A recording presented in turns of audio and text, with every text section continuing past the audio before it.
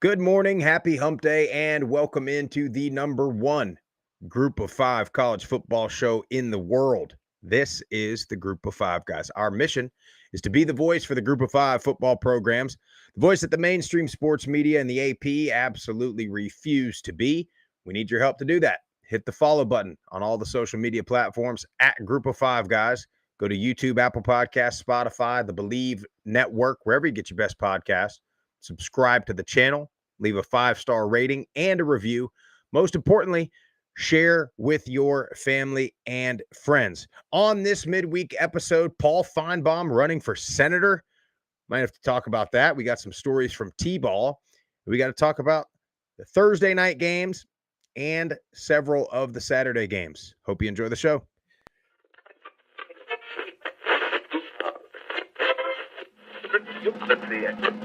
This is the Group of Five, guys, and we are coming to you live.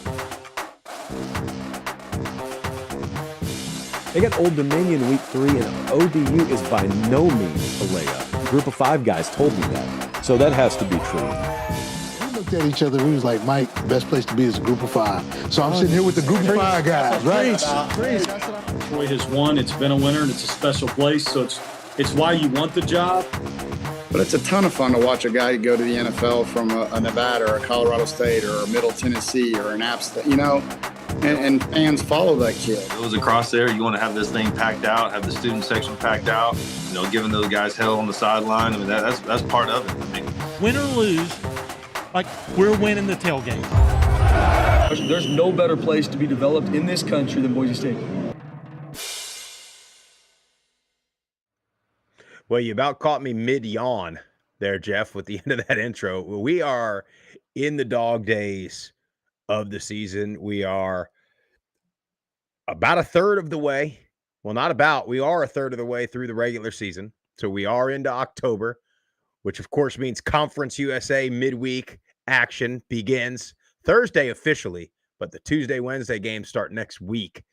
I got to tell you, I'm feeling it, pal. The body's wearing down. The depth behind us is really lacking. So we're going to have to go. The girth and tonnage is growing. My diet has been terrible. Oh, dude. Yeah. Well, when you're tired, when you start getting you start having just bad cravings. Yeah. You know what I mean? You want snack food. That's where you're really tired. But the solution for that, as always, is of course Deca Gray coffee. Now I'm on to already finished my Nebula bag, so I'm on to the Group of Five guys Game Day Dark Roast Blend. And look, if you haven't done it already, make sure you go to decagray.com, use our promo code GOFG. It'll give you 10% off plus free shipping. Roast to order coffee available in K-cups, whole bean, and ground. I, of course, get the ground, put it in my delayed brew. So it starts making coffee right at 5 a.m., just in time for me to roll on out of bed, get dressed, shower, shave. Well, see, here's the deal, Sprouse, is it's not just sitting on some shelf in some warehouse for months and months and months. As soon as you hit that order button, they brew it, they roast it, it comes to your door. I mean, last time I ordered, I think it was like 3-4 days. I mean, shipping's fantastic. Yeah, dude. If you got any, customer service issues, Devin is amazing over there. So definitely go support those guys. And you're not going to get a fresher cup than Deca Gray. And look, there's studies and things going around right about now that I've seen that show the stuff you buy at the grocery store, it ain't got some stuff in it. No, it's got mold in it. Yes, it does. You get a mold-free coffee you got to get. And, Jeff, by the way, that's a pretty good promo. I usually do that part. That was good. Roast to order. I'm trying to, carry a little extra weight these days. Yeah, you sit behind the veteran starter for a couple years and you start, and when your time has come. No, I don't know what I was going to say there. You're absolutely right, though, about that with the coffee. A lot of you don't think about it, as we've gotten older, Sprouse, we really got to dial into the health aspect. Yeah. Because I know my parents, they didn't really care too much about that at all. And you're seeing a lot of folks of that age group nowadays that are having health issues. And it's just the studies and science really wasn't out back then. And the importance of your health and what you put in your body, it just wasn't really a thing. So, and in this day and Well, age too, with all the junk they're adding into all of our food, correct. like if you can eliminate some stuff, especially through your coffee and the drinks, soda's the worst, dude. Soda's bad. Well, I'm gonna get on a soapbox here for a little bit, Jeff, but we got to be the most informed, and it might be to a fault. Like it's too much for sure, but we got to be the most informed generation within everything, like did health and food and exercise, but then also just I don't want to get too political or too controversial here, but some of the other stuff that's going on in today's world, and I hope we don't have any in the chat, but the boomers were lied to a lot, and it's not their fault. You know what I mean? They just you mean the food pyramid. You remember that thing? Oh yes, Hey, eat a It's a ton of scam. bread, just a little sliver of red meat. I know. No, flip that upside down, buddy. You know Yeah, what I mean? that was marketing content Yeah. by the big companies to push Yep. all these breakfast foods. Yep. But anyway, make sure you check out deckergray.com, promo code GOFG. Also, Level Sports Picks. Listen, I'm not going to tell you how to spend your money or what to do, but Sean, aka the coach's desk, is on a roll right now. So if there was ever a time to join this Discord and follow along on some bets, now's the time. I mean, in the betting world, Express, we call that a heater. He's on it. Dude is just on fire. He's actually on vacation right now, still putting in bets from Florida, and he's just hitting them left and right. Vandy had some nice picks yesterday, one away from a real big WNBA parlay. So, guys, if you're into the sports betting world, you're gonna bet $1, $5, whatever you want. But the thing about it is, Level Sports Picks, it's just a great community of cappers that they explain the picks, they explain your bankroll. There's calculators to ensure that you bet responsibly, and that's what it's all about.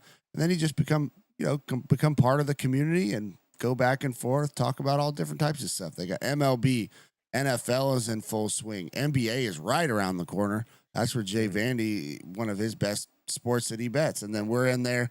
We have our own private chat. Talk about college football, group of 5. We do some behind the scenes, kind of early drops on videos and pictures, exclusive stuff. So go join that. Ain't no doubt. And the link will be in the bio on all of our socials. You mentioned WNBA, Jeff. Do you see the WNBA here? See, is it Nafisha Collier?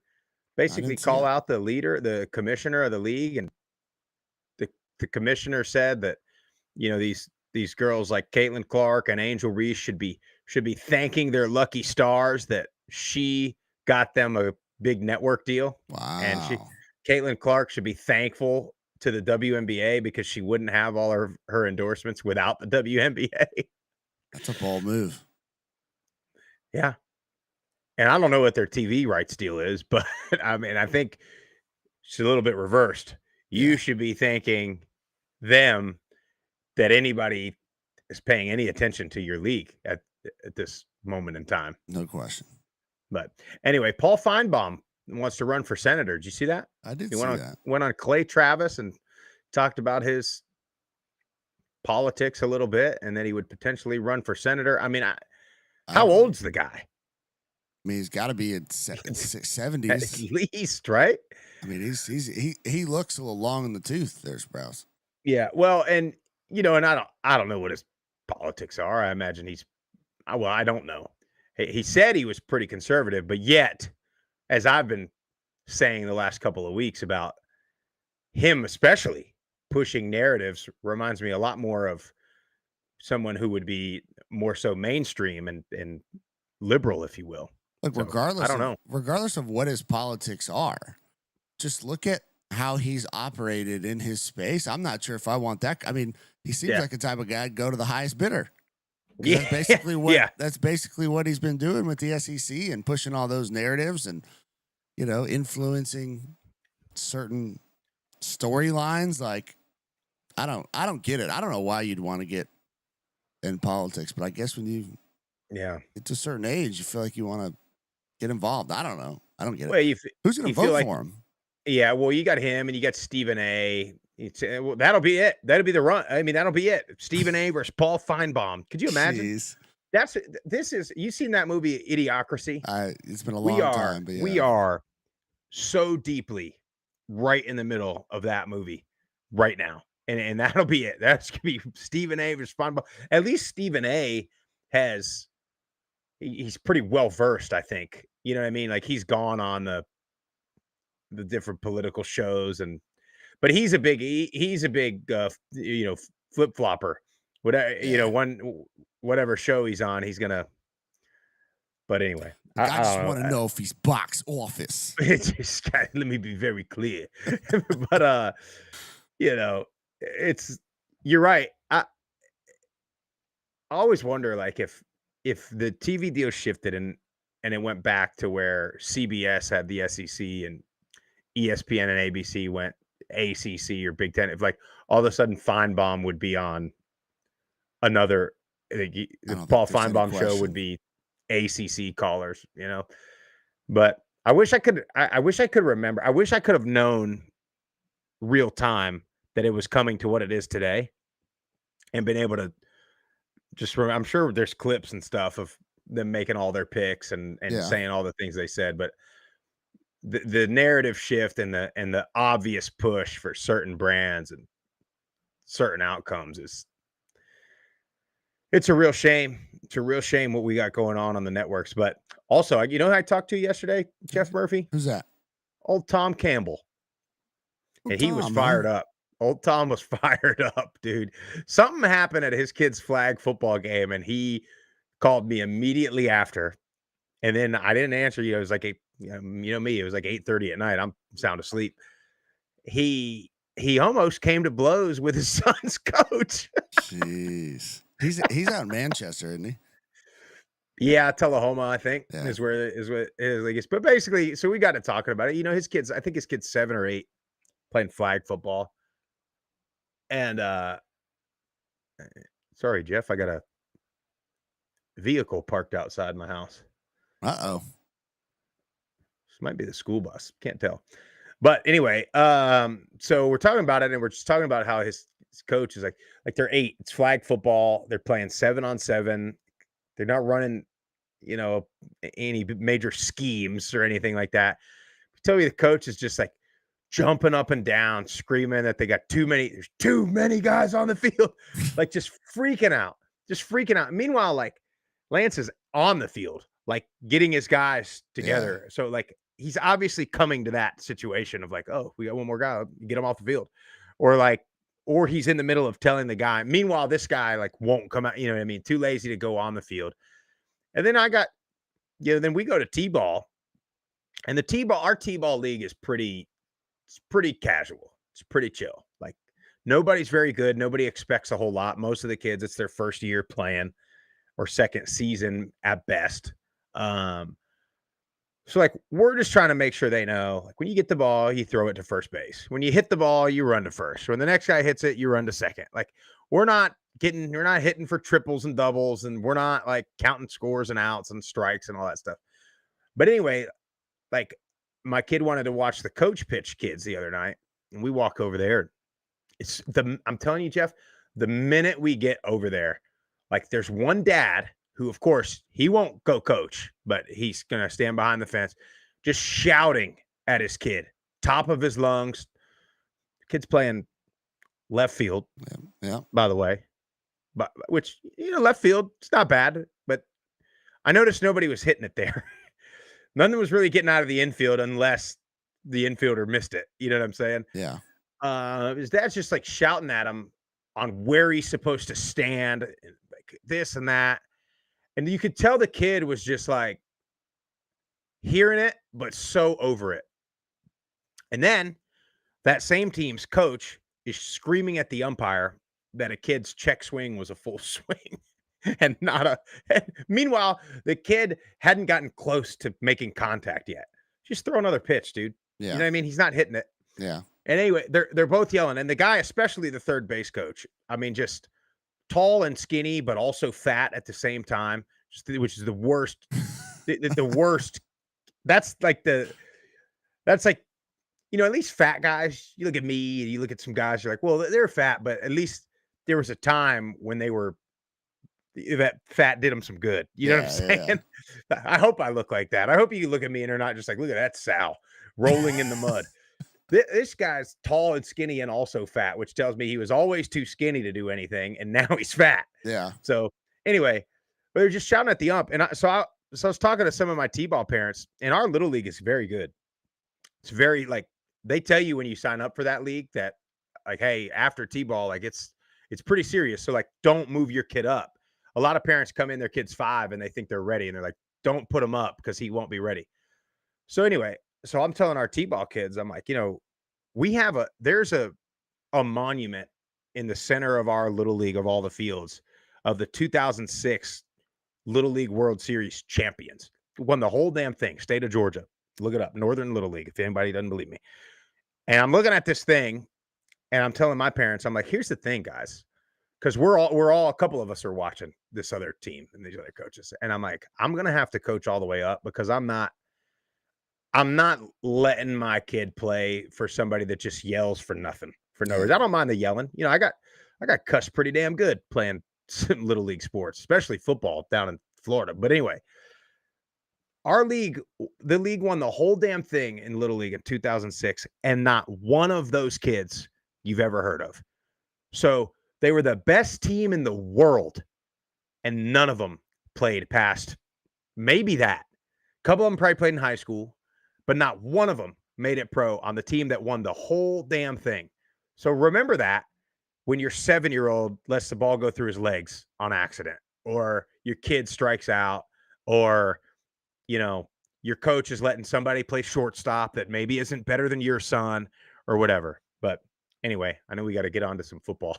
No, it's a very. By the way, if you're new here, this is a college football podcast. Yes, it is. Every once in a while, we like to talk about the daily life and all that. But no, you make a good point, and it's guys, sports supposed to be fun.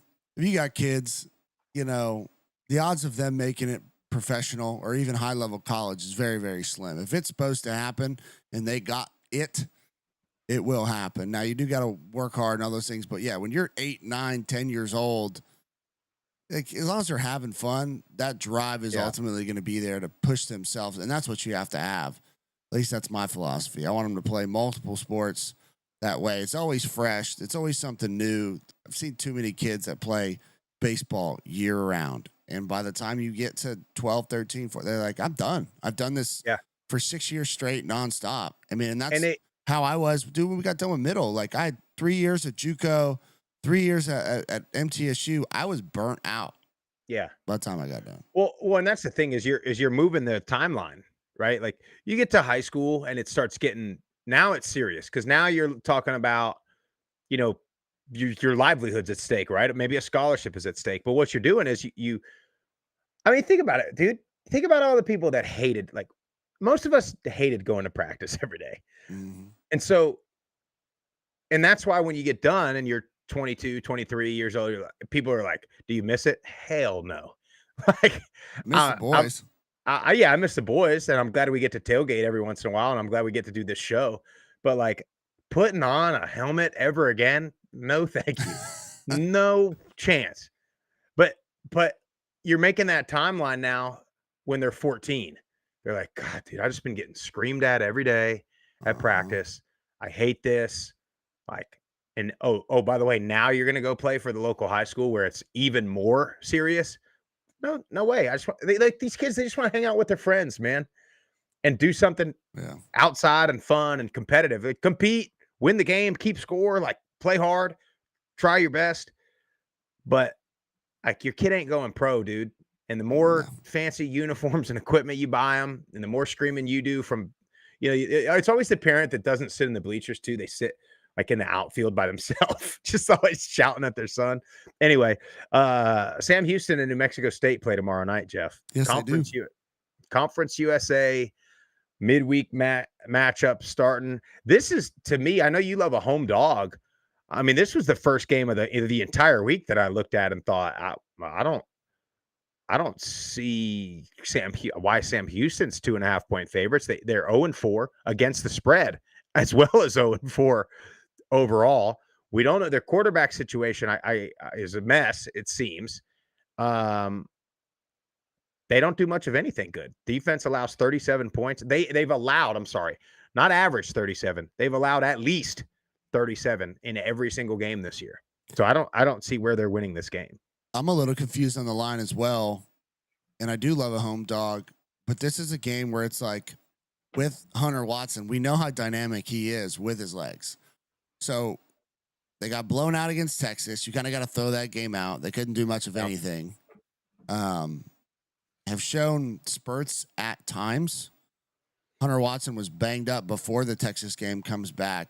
Yeah, I like New Mexico State in this game, especially you're giving me points. I'm probably going to bump that up even more just in case if Sam Houston just happens to be playing well. But with the Aggies at home, Logan Fife has played well. They're actually the third ranked passing offense in the conference. And then Sam Houston is the worst pass defense in the conference. Mm-hmm. So I think they're going to be able to throw the ball, explosive plays on the outside for those guys. Potentially could see the over, playing an effect here. But if I'm going to take anything, it's going to be plus points for New Mexico State. I'll probably bump it up to 7.5. You're still plenty of juice there. You parlay that with another one like that, and you'll get some plus money. Yeah, and the other thing I worry about with Sam Houston is depending on what they do at quarterback, they've been bad in the red zone too. So even when they have moved it up and down the field, they've not really been able to score consistently, especially not touchdowns. But you're right about Logan Fife. They've been moving the ball. They're not great in the red zone either, but they can throw it all over the place for sure. And they played New Mexico. I know it's a rivalry game, but they played New Mexico very, very tight a week ago. And I think New Mexico's a pretty good team. Yep. So take that for what it will. Yeah. The 2.5 favored to be Sam Houston really confused me. Yeah. This was another one. I at first glance, I liked it a lot, but the more I think about it, the less I like it. Army -7.5 at UAB. Seems like an easy pick to take Army, other than the fact that they've had these slow starts. And for what we've said about UAB, for all the talk about Trent Dilfer, I mean, they're 2-2, and Jalen Kitten has been slinging it. They're 13th in the country in passing yards. So Army, you come out here and start slow again. You cannot keep banking on a 2 or 3 touchdown comeback every single week. I know UAB defensively is not good, but at the same time, you can't keep putting yourself in a hole, because then you eliminate. It's just like with turnovers and penalties and things like that. You put yourself in a 2 touchdown deficit, and your Army that's not really trying to score fast, you eliminate possessions, and you eliminate the opportunity for more mistakes. You make another mistake, the game's over. So they better be careful how they start here for Army.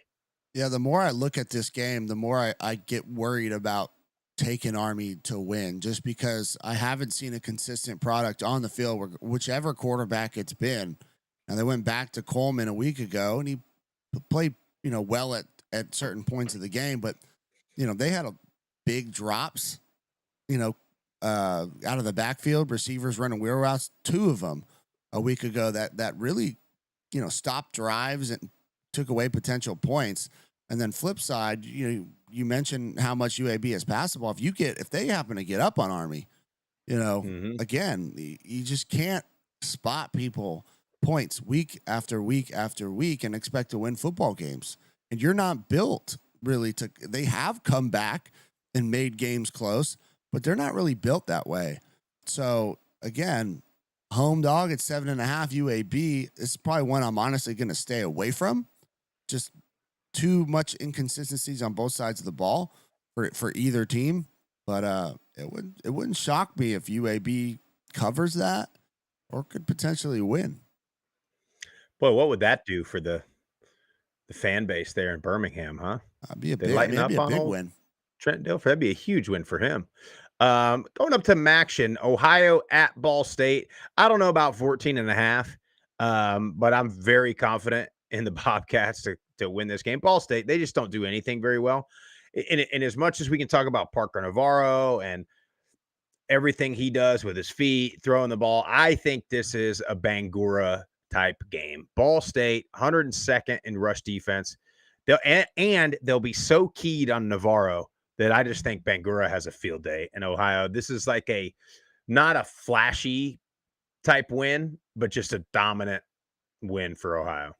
Last week, Bangura made some big time runs and had some incredible jump cuts behind the line of scrimmage to make guys miss. And I was like, this is the Bangura that I remember. Mm-hmm. So I think he's starting to get into a bit of a rhythm, getting back kind of to form where we saw him at Ohio a few years ago. And if he gets going, I mean, that two-headed monster in the backfield is unstoppable because Navarro can do it with his arm. He can do it with his legs. Their defense has been very solid this year, kind of middle of the MAC as far as yards allowed. But when you look at especially their early matchups in the season, like they played stout. So, yeah, I think this is going to be tough sledding for Ball State. Maybe work that line down to 9.5. I could see them covering maybe that. Yeah, you mentioned that defense. They've been a bend but don't break and game on the line, force a turnover type of defense. You go back to that West Virginia game, their week 1 game was at Rutgers, I think they were playing. Just played well when it mattered the most. UTSA at Temple, a part of me likes this line too. I know all these are home dogs, Jeff, which makes them all a little different. Temple has won games and has been in games because they do a couple of very basic things well. Number one, Evan Simon has thrown 10 touchdowns. He is yet to throw an interception. They are +5 on the season in the turnover margin. They run the ball pretty well, 183 yards a game. They control the clock. The problem is the one thing that they do the worst is stop the run. Well, and bad news, Temple fans. Guess who's coming to town but the nation's second leading rusher and UTSA's Robert Henry. That's the problem. And that's where I think, and this is UTSA, man. You know, they kind of just sit there quietly. They lose their Power 4 game in week 1. They might lose a non-conference game in week 2. And then all of a sudden, they start getting into conference play. And all of a sudden, UTSA starts clicking. And we may have that once again this year. And I think they'll win this game. I think 6.5. I like it on its face. Yeah. But UTSA also in years past, again, this is new season, so you take it for what it's worth, but hadn't played great on the road. So, yeah, they are by far a more talented team than Temple. Just proven from a Coach Traylor program building standpoint, where you have a new head coach and new culture there for Temple, which they've done an incredible job. Not having an interception this far into the season, like you got to give Simon a whole lot of credit. And 10 touchdowns. It's not like he's got 3 touchdowns. You know what I mean? Absolutely. So I'm actually excited to watch this game because I hadn't sat down and really done a deep dive on Temple. So I'm going to try and do that this weekend. I like UTSA 6.5, especially with Robert Henry. He has been so dynamic all year long, breaking long runs. He's strong. He's fast. He can take it the distance. I'm probably going to go into UTSA winning by a touchdown. Take a money line, and I think you got it for sure. Yeah, well, and Robert Henry, too. He's good out of the backfield, too. Every time he touches the ball, it's a home run threat. I worry about that for Temple. Western Michigan at UMass. Western Michigan is 2-3 overall, but they're 1-0 in the MAC with a head-to-head win over Toledo. Their losses, I mean, you tell me which one of these is a bad loss if you're trying to be a contender in the MAC. Michigan State, and then that was relatively close. Illinois, we don't know about Illinois yet. Thought they were good, then they got bludgeoned by Indiana. Somehow only dropped a few spots, didn't drop out of the top 25, losing to Indiana. But anyway, and then they lose to North Texas by 3. They might be a lot better than I thought they were going to be. UMass is pretty bad everywhere. I mean, they're ranked in the bottom 5 or 10 in almost every category you can think of in football.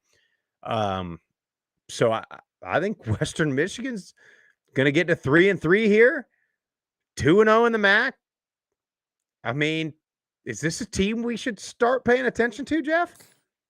Absolutely. I think we've kind of had them, I think, a little too low in our poll. They're definitely, team that needs to be up there. And the thing that worries about me, though, is Brock Lowry in that pass game. Like, they've been able to run the ball. It's looked good, 216 yards a week ago. But Lowry, has been effective with his legs, but not so much with his arm. He's done enough to win games, and getting that huge win against Toledo. I mean, that is a signature, big time, meaningful conference win. So absolutely, I think we need to start keeping an eye on Western Michigan. I mean, they were my dark horse, Sprouse. This is why. Good pick. Need to keep an eye on Buckley, though. He didn't play a week ago. Yeah. Well, and their defense has been pretty good this year. That offense, like you mentioned, is kind of a work in progress. They've also played some really good defenses, though. When you look at North Texas, Illinois, Michigan State, Toledo, those are some big time defenses. You don't want to put all your eggs in that basket because, a lot of people struggle on offense against those teams. So we'll see how they do against a bad defense in UMass. We'll see if they can get some rhythm going. But yeah, I like Western Michigan. 12.5 is a lot of points, 2 touchdowns, but I don't know where you're at on that. Yeah, I mean, just with it being a home dog situation, I always just get a little bit worried because they're gonna play better. Yeah. But yeah, UMass is they're struggling. They don't do much well, so I like Western Michigan to probably cover that. Yeah. We got a couple Power 4 opportunities. I don't know how I feel about them. Going to be tough on all of them. This one, the more I look at it, the more I like, unfortunately. And that is Louisiana Monroe at Northwestern. Northwestern's 10.5 point favorites, over under 40.5. Both teams want to do the same thing. They want to run the ball. They want to wear you down. And at the end of the game, they want to pull away. And typically you'd think that means, advantage to the Big Ten team. But, Monroe the last couple of years has made this their identity. They've gone well over 200 yards on the ground in every single game this year, except for the one game, which was versus Alabama. So they run the damn ball, man. Northwestern, what are they doing at quarterback now? Because if they still got Preston Stone running around back there, because if so, you can intercept him. Yeah, I mean, he's been throwing them. So I would stay away. I wouldn't bet on this thing, but I like Monroe's chances here a little bit. Yeah, I think ultimately it's going to be tough for them to get the win, but the way you mentioned that both teams play, it favors Monroe, in my opinion, as long as they can keep that pass game under control for Northwestern, which hasn't looked like stout this year. So, yeah, I mean, I'm not betting on this game, staying away from it, not even going to touch the under because you could see something where just long, explosive plays break for touchdowns. But the Warhawks got a chance. Absolutely, they got a chance to win it. Yeah. Well, and the thing about Northwestern is they're not going to pull away from you. Like, they're not trying to score a ton of points. So you'll be in it most of the game. So, yeah, we'll see. FIU at UConn. I'm looking for FIU to try to get back on track here, although UConn I think is pretty good. Last week, FIU, they played Delaware pretty even. You look at the box score, you look at the stats, passing yards, rushing yards, were pretty even across the board. Bad special teams, penalties, and turnovers lost FIU this game, or the game last week against Delaware. So I think if they clean those up, they'll be in this one. Yeah, I'm just still waiting. Like, we've seen flashes of FIU looking, really, really good. And then you have a game like a week ago where I think they were going to, should have won that game, but ultimately didn't because of the turnovers and the things you mentioned. Kewan Jenkins, again, just wait. I'm waiting for the breakout game for him. I know. And it just doesn't seem to be coming. So at what point, I don't know, maybe I'm just hopeful because we've been covering him for so long, it feels like, and we just want him to stayed there. I know. You know what I mean? You're rooting for him hard. Yeah, definitely rooting for him. And then obviously with Coach Simmons and Nick Coleman and that staff, we want them to be great. But I feel like we've been waiting and it hasn't come yet. Yeah. 2 players to watch in this game. I know I haven't we haven't talked a ton about like defensive players, but both teams got a really good linebacker. John Chaney for FIU is all over the field. And then Brian Parham at UConn I think he's got 5.5 sacks on the year, makes a ton of tackles, 38 or 39 tackles on the year. Both guys, just football guys, finding the ball. You know what I mean? Mhm. So excited. If you get a chance to watch that game, watch those two guys. You're right. I think UConn offensively is just too balanced. And I think FIU will play better. But again, man, this has been the same. This was sort of the same MO for Coach McIntyre down there. It was like the first 3 or 4 games, they would look pretty good. And then they'd start getting into the meat of the schedule. And it wasn't necessarily that they were playing bad all the time. They just ran into teams that were better. And I fear that for our guy, Willie Simmons. But hopefully they can get it turned around. Yeah, and UConn's quarterback Fagiano has played really well all year long, and as much as Buffalo has disappointed, I think us from just an overall standpoint, they're still a good team. And UConn getting that win last week, 20-17, Fagiano didn't turn it over, played well against. Still think Buffalo's defense is really, really good. I do too, man. Wait till we talk about them. I just think offensively, they just can't. I think they're having issues at the quarterback position. Maybe the offensive line, for whatever reason, they haven't been as dominant on the ground with Al-J Henderson. So I think that was a big win for UConn a week ago. I think they beat FIU this week. Yeah. Into the Sun Belt, James Madison at Georgia State. It's the same thing I've been saying for 3 or 4 weeks now. It's not James Madison's too good. This is not going to be close. And now they're starting to figure it out offensively too. I mean, they're gonna roll, I think, for a while. Georgia State, same old thing, right? They got some guys. They got Ted Hurst having a decent season. Finley can move around, throw it a little bit, but they just can't ever seem to put it all together and win, stack wins and get going into conference play. But James Madison, man, they're at a different level right now than everybody in the Sun Belt, especially the Sun Belt East. I don't think it's close. I agree with you. I think Georgia State is not as talented as Georgia Southern was, and you saw what happened 35-10 a week ago. What I love about James Madison is there's not just one guy. Like from week to week, offensively, it could be, last week it was Wayne Knight and Jordan Fuller. There's Petaway. There's Ayo Ajayi. You got all the talent on the outside. I'm just so glad that they finally all right, Barnett, this is your show. We're going to roll with you. I think that's been super helpful the last couple of weeks from a continuity standpoint. And then we've talked about that defense all offseason. I mean, they're proving why we thought they were a top team in the group of 5 in the country, for that matter, defensively, and they're showing it. Yeah. Well, what are they? I think they're 6th overall in the country, total defense. They are 10th in the country, rushing yards per game. So, I mean, it's a great recipe. Football 101, run the ball, play good defense. You're going to be in every game. I'm going to contradict what I say every week on here. And I think James Madison, I would like to see them use this game to try to get Barnett some more confidence throwing it, though.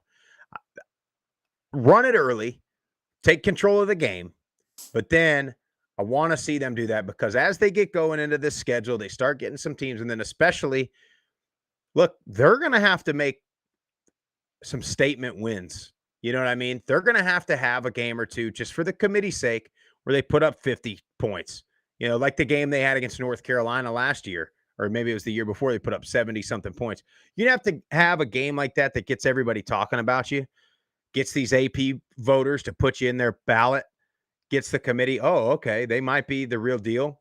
And then you just got to, if you're James Madison, look, you get through the Sun Belt and you hope that the American beats itself, and then you hope that maybe Boise, you probably are rooting for Boise to lose this weekend, and then still win the Mountain West somehow, and then you're right in this thing. Sprouse, you're James Madison. October 18th. I'm well aware, buddy. Old Dominion at James Madison. That's going to be a game, especially if both teams have one loss going into that game. Well, Jeff, I'm waiting on you, pal. I know we got A lot happening in I the middle know. of October. There's a lot going on. Maybe I get me and producer Ben up there. We just make a solo mission. You'll have some serious FOMO. If you're going to Harrisonburg, I'm going with. I'll probably announce Monday next week. Got some personal big news happening. Oh, I thought you were going to say you'll announce that we're going somewhere. No. I'm like, whoa, wait a minute. Well, no, just to give some insight on. Yeah. We want to travel as much as we can, but there's just a lot of things going on. Also, there's a strong chance there's a Sun Belt championship game with playoff implications. Very true. In Harrisonburg. So it's tough, man. It's tough to plan these travels. And we can't just, as much as we do, because they're close and it's easy, like we can't just go to the same places over and over again, which can look like college game day. Just go to Tuscaloosa 3 times a year. Central Michigan and Akron. Central Michigan's going to roll here. They're gonna dominate. They're not going to play down to Akron. Coach Drinkle's got them rolling, and I think they're going to get another one. I love what Drinkle has done. He knows what his culture is. He knows what his identity is, and he's not straying away from it. 48 rushes a week ago against Eastern Michigan, 311 yards on the ground. And then you got to give credit to Joe Labus, 14 of 16, very efficient, had a touchdown pass, no interceptions. Like, if they play like that with great defense, they're going to win a lot of these games, and they're going to be in most of these games down the stretch of the MAC. So love that he knows what he wants to do, and he's not straying away from it. Yeah, I think they take care of Akron. Akron's struggled on both sides of the ball this year. You know what I think we should do this offseason, Jeff? We should pick like the bottom 10 programs and spend one whole episode with like a plan to and then maybe we'll get hired on. Hey, who knows? I've been starting to get an itch of like wanting to coach or something. That's so funny you said that. I have a whole Raiders fan radio. Our good buddy Murph over there, and we have a big group chat with a bunch of Raider fans. Anyways, one of our good friends in there, we call him Raider Trucker. He's a truck driver. His son's 13 years old, pretty damn good quarterback down in Southern California. Yeah. So we started going back and forth. He gave me his huddle log. I'm going over huddle film with this kid. I'm like, this fires me up, Sprousey. Makes you want to get back into coaching. Yeah. Well, and when I see all these that. coaches at T-ball and stuff, I'm like, oh my God, dude, these kids need help. Yeah. But move back to Middle Tennessee. We'll start coaching football. Let me tell you something. And you might not like it, Jeff. We're running the damn wing tee, pal. Or we're going power on. No, we're not running pro style, dude. Old school pro style with a fullback and a tight end. And we're going unbalanced power eye and freaking 46 blast every damn play. It's fine. Then we'll run Spider 2 Y banana off of it. And then you run, you run a freaking play action quarterback follow after that, or you boot them out and hit the tight end on a flood route. Like, you just make sure the damn O-line is tuned up. We'll be ready to go. Okay. You saw me hit that sled at Western Kentucky, pal. I can still freaking got it. Anyway, we talked about Eastern Michigan and Buffalo a little bit. I still believe in this Buffalo team, but my faith is running low. Okay. My belief tank is on E right now with Buffalo. You better be able to run the damn ball against Eastern Michigan. It's the worst ranked run defense in the land. So if you're Buffalo, it's time to flex. You know what I mean? It's time to lean on your running back and your offensive line and your physicality and dominate a team. They've not done it this year. No, they hadn't. And I love that they force-fed Alj a week ago with 24 carries, and everybody's keen on him, right? They know that he's a known commodity at this point. So they see him in the backfield. They're going to load the box on you. And that's where I think, last week it was Gunnar Gray. Earlier in the year, we saw Taquan Roberson. Neither of them have been impressive throwing the ball. And then you got Victor Snow on the outside, who's a dominant slot receiver, or he can play outside as well if you need him to. Just, hadn't been able to really get him the ball in explosive plays down the field when they should be able to, because they're seeing a lot of man coverage. So I think they're seeing not great boxes. God, that's terrible English, from defenses because they're not worried about the pass game. They're just not. Yeah. Yeah. Well, Let's see what happens. Kent State at Oklahoma. I didn't put any notes on this, Jeff. It's going to be tough. Yeah. Although Oklahoma's without Mateer, but yeah, I mean, physically, they'll dominate Kent State. Yeah. Nevada at Fresno State. I keep going to Nevada losing to Middle and thinking that they're so bad because I saw Middle in person this past weekend and it was rough. Their offense is pretty bad. They've not scored more than 20 points all year long. They're okay on the defensive front, I think, and that's what Fresno. Fresno wants to run it. This is not as much of a spread out team. This is not the Derek Carr, David Carr, Jake Hayner days of Fresno State. Right now, EJ Warner, he's there. I've liked him for a long time, but they've really been a little more balanced this year, I feel like. No, they have, and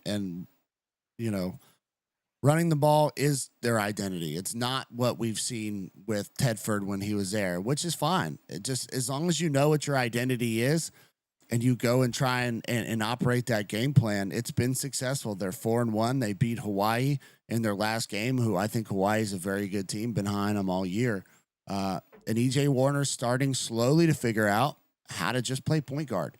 Like, you got good running backs. You got a solid offensive line in front of you. There's no need to force the ball. You just can't give extra possessions to your opponents. Yeah, I think Fresno State handles this game, no problem. I mean, you mentioned the Middle game.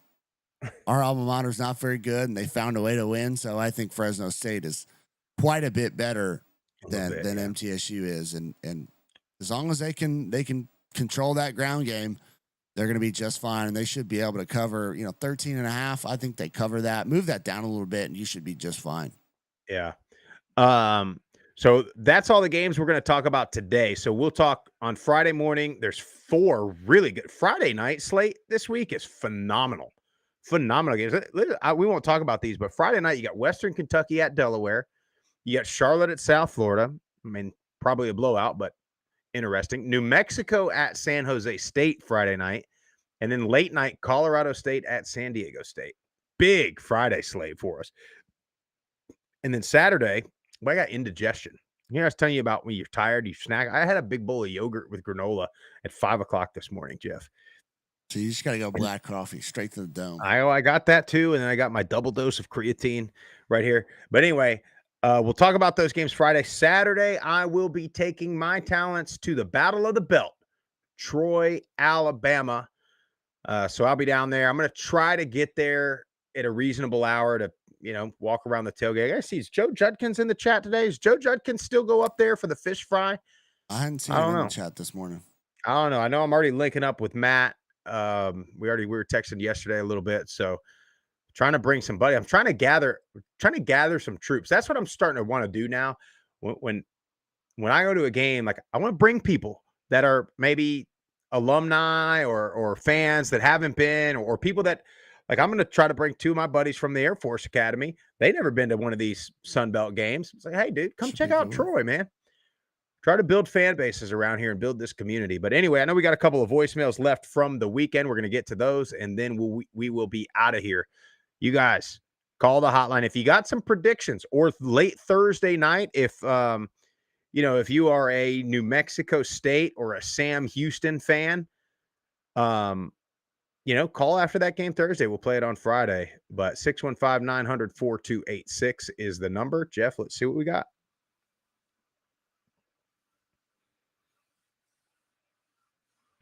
Group of 5 guys, Chuck T here. Woo, boy, did JMU pound the rock yesterday. Almost 500 yards of total offense, something like 370, 80, 90, something like that on the ground. Woo, had the ball moving on the ground. What I wanted to see was kind of a sloppy day anyway regarding weather conditions. So definitely just pound the rock. And boy, they look good. So another solid W. Keep the train running. But yeah, just really proud of how they handled it. Defense really stepped up. Pretty much just absolutely shut down Georgia Southern. So yeah, got a little revenge from last year's game down in Statesboro where we looked like a JV team. But anyway, good scores all around the Sun Belt. Really, I will say I've never met Terry Johnson, but really, really happy for him and those Cajuns pulling out that overtime victory. Really, really great. So shout out to Terry and then his Raging Cajuns. But anyway, let's keep the train running for the Dukes. Got Georgia State next week, so gonna look forward to that. Heading down to Atlanta, but otherwise, yeah, great win, solid win. And man, Wayne Knight running back, JMU, look out, beast to handle when he's got the ball. Anyway, y'all take care. Have a good rest of your weekend, and go Dukes, go Group of 5 guys. He's just building bridges from James The Madison Walsh to Yeah. Louisiana. Yeah. I mean, yeah, it's super happy for Terry Johnson. I mean, just to the tone of his voice on that voicemail after that game was impressive. And yeah, James Madison, man, just don't let go of the rope. That's just it. keep on doing, like, don't get satisfied. Don't think you're better than everybody in this conference. You probably are, but don't let somebody sneak up on you. Let's keep it rolling. Flip side of that game. No. Hey, guys. The Georgia Southern Eagles look great. It's the middle of the third quarter. I mean, I'm calling just because I'm in such a great mood. I'm joking. This is horrible. Horrible. I don't even smoke cigarettes, and I'm smoking one right now. I needed one. You know, the bright side. The USA's winning the Ryder Cup. No, I'm joking, because that's horrible, too. Terrible. It's a terrible weekend. I hope you guys come to the Southern Miss game. I really do. I mean, you know, if we lose that one, at least I get to hang out with you guys. So, you know, like I said, just going to smoke my cigarette and drink a beer and might open up a bottle of liquor later. I don't know. But, you know, on the bright side, at least we're not Georgia State. So, always throwing Georgia probably State. better than us. Can't take it anymore. God bless the Group of 5 guys. Appreciate you, Josh. Yeah. Well, you know, pal. Yeah. Well, that's the thing, right? Like, I don't think going in, many Georgia Southern fans realistically thought they were winning that one. Maybe they did. You're hopeful, right? The good news is, you know, Josh, is at least Georgia also lost. You know, that way it doesn't really. That's what you don't want. You know, and I saw the videos of everybody at the Blue Room watching Georgia play. I saw it. Very disappointing. But I mean, hey, if you're the bar, though, you do have to make money, and you do have to do what the people want. So if that's what they want, it's a shame, but it's what they want. Anyway, what else we got? Last one. Hey guys, this is Zach Greens. Jeff, go ahead and run with this. This is the last take. Anyway, Steeple, thanks for the shout out. Unfortunately, since I don't have a Twitter, you'll have to contact me at my email, which is zhgreen71@gmail.com. zhgreen71@gmail.com. Would love to keep in touch with you there. Maybe we can exchange numbers or something. Anyways, on to this Liberty football game. We lost 21-7 to a really good Old Dominion team to start our season 1-4 for the first time since 2012. This is a low point for us. This is not the standard. You know, the defense gave up a couple of really big, ugly touchdown plays last night, but ultimately this is more of an offensive problem than a defensive problem. 7 points is not going to cut it after two 13-point performances. Credit to the team. They were looking better at the beginning of the JMU game under Vasco, and, you know, they showed some really good things against Jack State under Vasco. But ultimately under Vasco, there was a lot to be desired still. And so while Vasco coming back in hopefully a couple weeks is going to be a boost, thankfully the long-term prognosis I thought was the case is not the case. While it's going to be a boost, he's not going to be Superman walking through that door. And neither is Ethan House, the true freshman. Chadwell clearly doesn't trust him yet. And even one of our veteran players sang Houck praises, but said in a recent interview, that Houck could be a great player for Liberty in the future. So he's just not ready yet. That leaves us Michael Merdinger, the guy that played most of the game last night. He was relatively highly recruited. to UNC out of high school, Cardinal Gibbons, I believe, in South Florida. And you know, he showed last week at JMU, he had the ability to get out and run with his legs a little bit. He had a really nice deep ball last night, but ultimately he's not really cutting it either. Saw some struggles in the read option against JMU with him. And so I think this is a much deeper problem with this overall offense on both a player executional level and a coaching level. And now, with only 2 games against winnable teams, beatable teams in the month of October, they've got a month to heal up a little bit and to get things right and to workshop some things out to be able to put at least a competent offense on the field. Chadwell and Corn have shown in the past they can put good offenses on the field, and that's not showing up right now. But I believe because of the past, they can do it again in the future, and I believe these players can do it. But it's got to happen now. We're in red alert mode on Liberty Mountain for this season. Anyways, in closing, I'll give a quote from one of Virginia's great native sons, Patrick Henry. I know not what course others may take, but as for me, give me liberty or give me death. Go Flames. That was pretty good. Quote. That was pretty good. I got chills there. Cardinal Gibbons. Yeah. My brother went to that high school out there in Fort Lauderdale. Yeah. Very bougie. Never heard of it. Well, I don't know what to tell you. Pretty good program. They were okay. They were okay back when I was in high school. They're better now.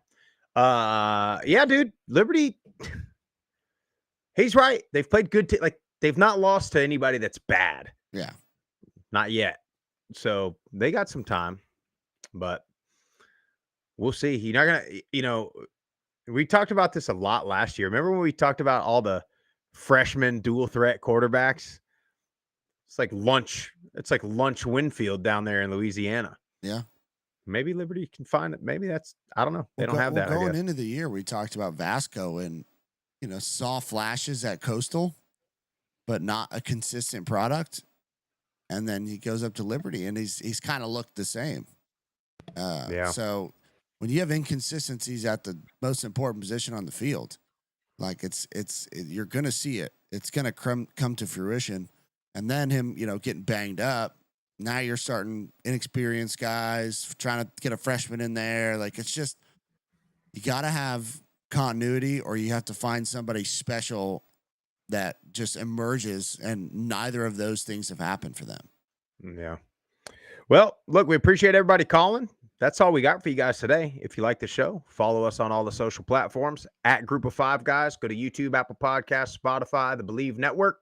Subscribe to the channel. Leave a 5-star rating and a review. Most importantly, share with your family and friends. Have a great rest of the week. We're out of here.